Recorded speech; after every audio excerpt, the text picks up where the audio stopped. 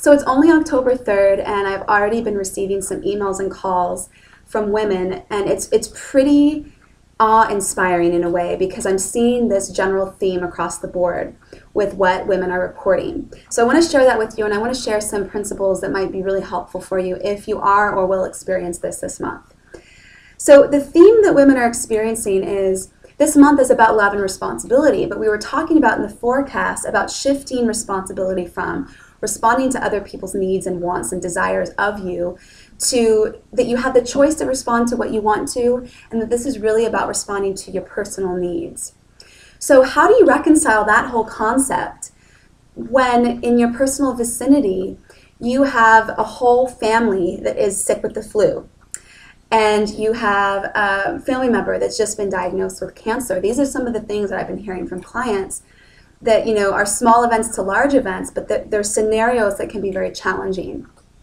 So I'm going to give you some principles here. The first one is, we need to be shifting our concept of responsibility from sacrifice to investment. Now, this is really controversial, and a lot of people would disagree with me on this, but it is my utmost belief down to the core of my being that sacrifice in the way and the definition that we view it in today's society does not need to exist. Sacrifice is typically a concept where we give of ourselves to the point where we're depleted, okay? So it's like a permanent withdrawal out of the bank account of our life and our body for the benefit of somebody else. Now, I want to shift your mindset from that type of sacrifice to investment.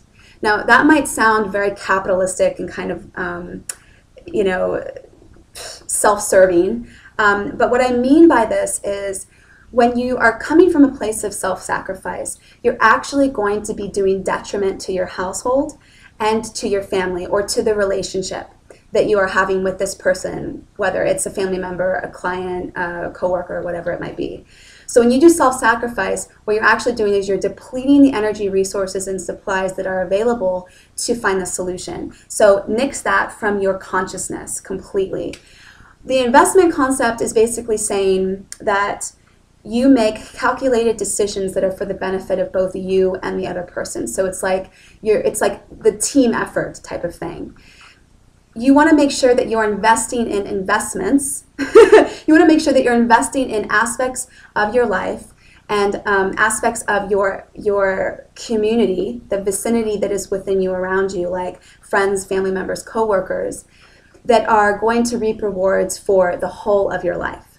All right? So that's changing the paradigm from I'm depleting myself to I am exerting my energy to feel like an empowered, on-purpose woman who is sharing my gifts and talents with other people. So that's great, right? But how do we do that?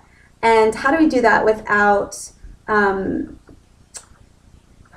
denying or withholding love from, or maybe even being detrimental to a person in need?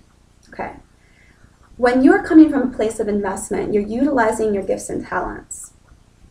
So for those of you who are working with me, we've talked about how obvious it is when you are utilizing your gift and talent. For instance, if you're a life path 2 of being the peacemaker, your gift is creating a peaceful, harmonious environment. So if you create it for somebody else, you're creating it for yourself. But if you're trying to do something that is not your gift or talent, it's not your mission, it's not on your path, it's going to be depleting. So if you are a 5 life path, which is all about freedom, fun, and adventure, and you begin to try to meld into the archetype of the 6, of the caregiver, there's going to be a complete depletion to the point of resentment, anger, and over the long term, depletion of your life purpose and your life mission.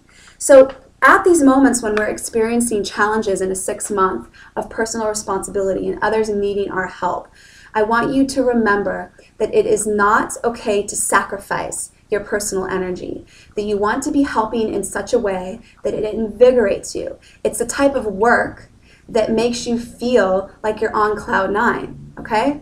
So that's a huge distinction to make. And there's one other thing that I want to mention here, and that is The tendency when we start to respond to other people is to take on control.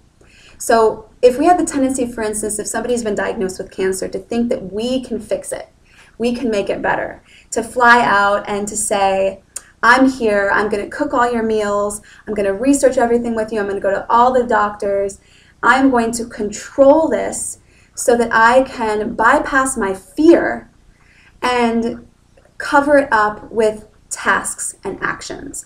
So that's another thing that we're going to be sort of working on and working through this month, is to let go of control. And that is the energy of the 6, of the mother, the father, the parent. That is the energy of 6, is wanting to control, parent, oversee, manage everybody. And that doesn't work. It doesn't work for the people in your life because they are going through personal processes. And it's not going to work with you because it's going to deplete you and take away your power. That's not to say that you shouldn't fly out and go help somebody. But it's to say, make an investment. Do something that feels good to you. And trust that you throw down a ladder to a person and say, when you're ready, you can climb up. Here's how I can help you. But that you're not going to help in such a way that it's going to deplete your personal resources and make you have many, many steps back. All right? So if you guys have any comments or questions on some of these principles, please let me know and comment below. Otherwise, I will talk with you guys later.